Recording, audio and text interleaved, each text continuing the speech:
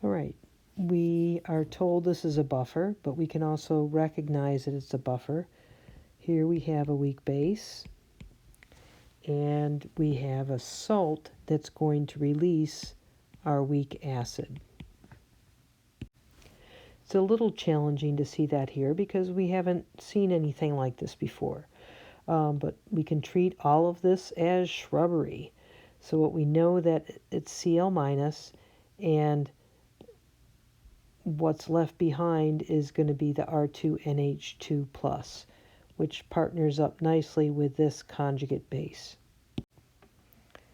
The other slightly difficult thing here is that we're given Kb of the base, and in order to apply Henderson-Hasselbalch, we're going to have to calculate Ka by Kw over Kb.